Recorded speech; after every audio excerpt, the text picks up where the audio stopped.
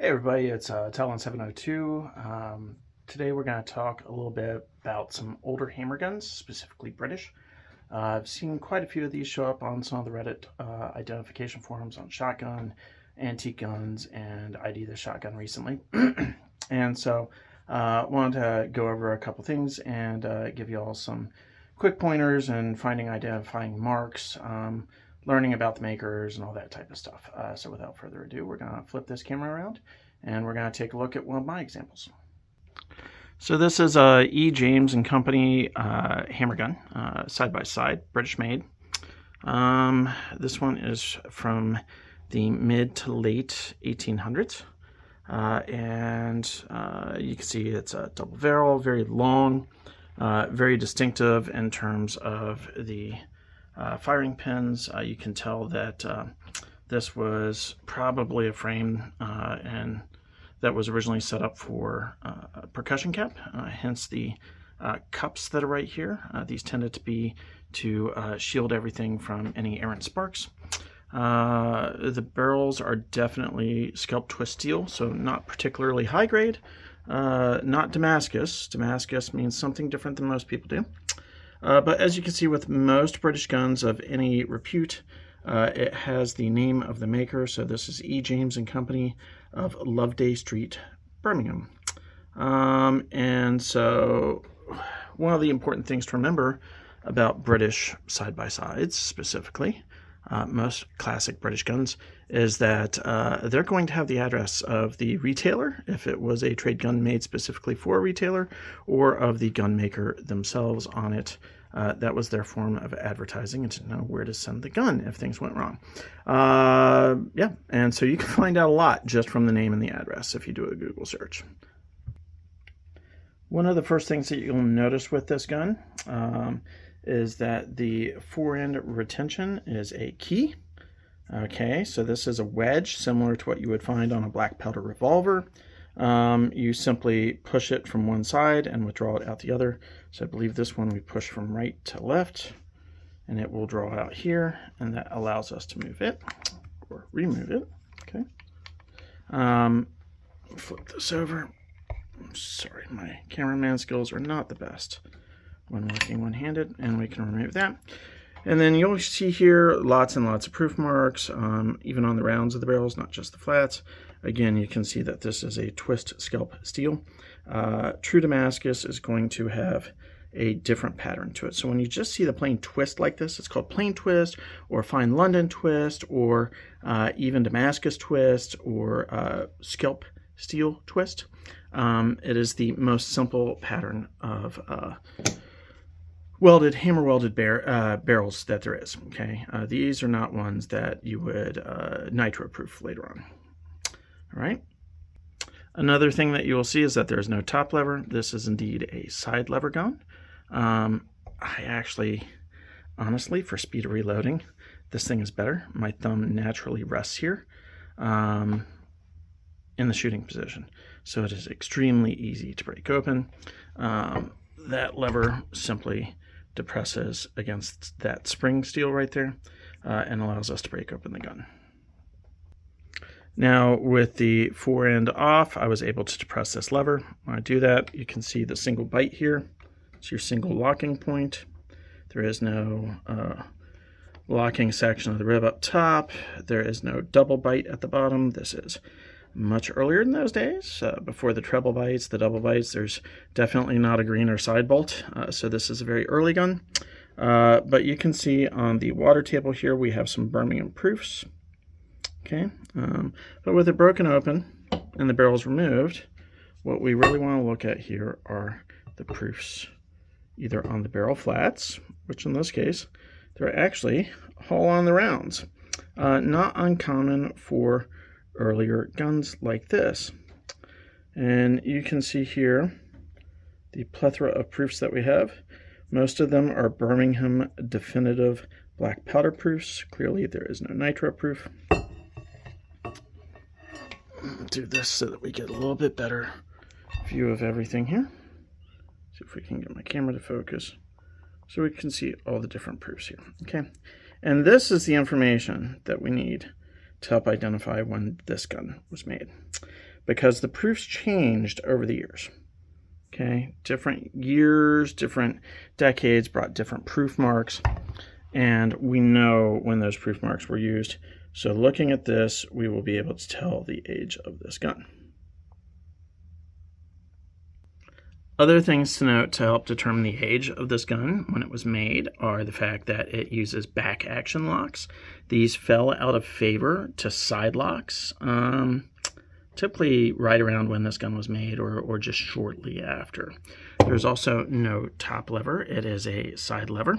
That is another factor. Side lever guns are still made today. They're still preferred by some people, but the vast majority of guns moved to a top lever by the, really by like 1872. Other things to note, again, the cups right here around the firing pins. This is pretty typical of a frame that could have been used for either cap lock with fixed barrels with a key for muzzle loading, or for firing pins for a centerfire cartridge, or even for a pinfire at some point. And then, of course, it's a double trigger gun. You can see some engraving of some hunting scenes on it. There's definitely a lot of rose and scroll, which is what I've got centered on there. That is fairly typical engraving work on a British side-by-side. Again, you see rose and scroll on the hammers. These are not heavily embellished. Therefore, this helps us determine that this was, slightly better than a field grade gun. It does have engraving, so that typically means it's not field grade. You will also notice that the barrels are not blued, they are browned. This is not rust on accident. This is purposeful red rust that, when properly carded, prevents further deterioration of the barrels.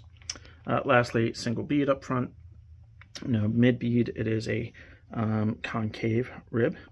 It is not matte. This is very much in the style of guns of this time. And if you look at the front, you can see, it's fairly clean in terms of the bores, not heavily pitted or anything, but it's definitely seen its use. It's seen some time. This was a well-used gun. So again, with most British guns, you do have a stock shield or a stock disc for engraving or monogramming. What is unique about this one is that it has a pistol grip on it. Not very common on British guns. So, and then the other thing that is not super common on British guns is the fact that it has a metal butt plate. So this may have been a British gun built for export. Especially here in the United States where I picked this up. This does not have any import markings on it, so we know it came in well before 1968.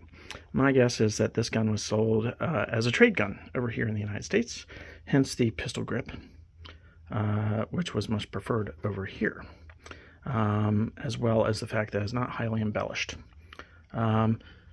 On the forend, another piece here that makes it look, nicer than a field grade is this bit of horn.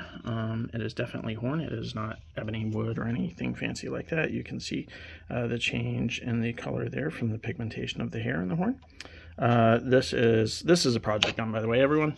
It is going to need to be repaired and restored. I'll show you a couple things with that here in a second. So here I have the gun put back together with the exception of the forend. And I'm going to wiggle this back and forth, and you can see that there's definitely play, especially up here. So this gun is off face. The lockup is tight. It doesn't come open easily, but it is off face. This has probably had some higher power shells put through it than it should have. And the way you fix that is by peening that rear lug so it engages the bite more. So that is going to be one of my first tests with this gun. But yeah, so these older side-by-sides, especially these back action locks, British guns, things to look for. Again, maker's name and address on the top rib. It may be a maker, it may be a department store. You want to take that keyed forend off. You know, that's where that wedge just slides right through. Okay. And then you want to take a look at either the rounds or the flats. Look at both. Again, on this one, the flats, which are under the water table here, not much in the way of information there. Most of this information wound up on the barrel rounds. You know, look at the style of the stock. We know that this was probably made for the American or the continental market because of the semi-pistol grip.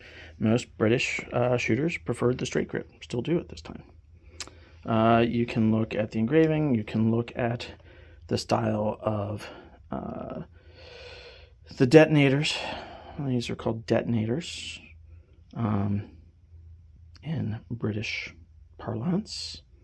You know, this is clearly hammer gun, double trigger. Look for the type of lever for opening.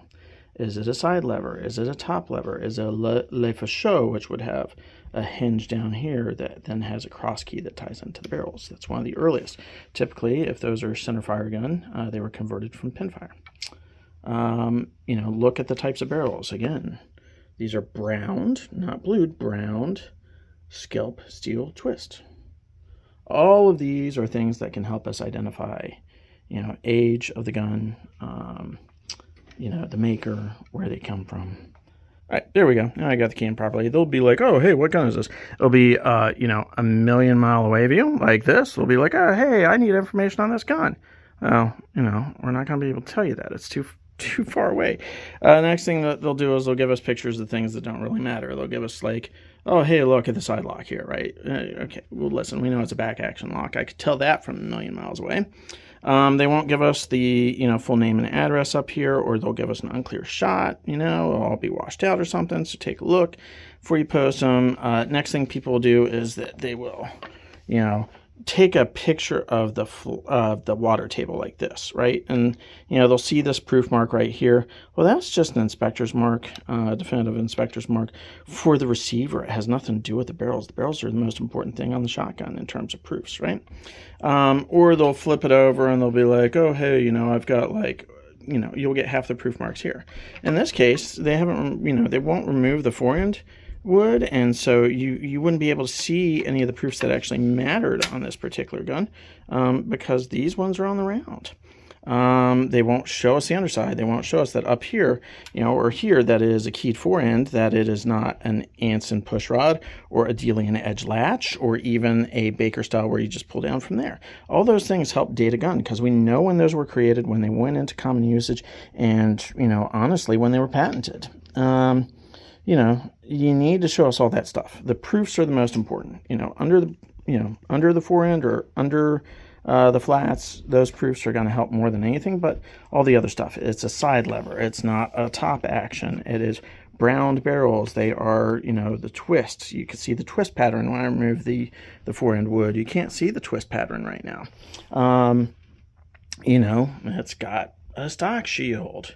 You know, all that different type of stuff. What's the butt plate look like? Is it a butt plate?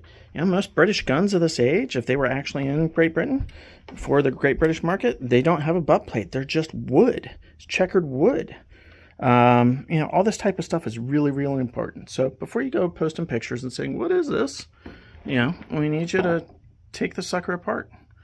And that will help us help you. So with that, that is my Enos James and Company side by side. I'd have to look at the proofs again on it, but I think this one was late 1860s, early 1870s. You know, it's an old gun. So running along on this one, 15 minutes. I'll try and cut it down in post, but yeah, all important things.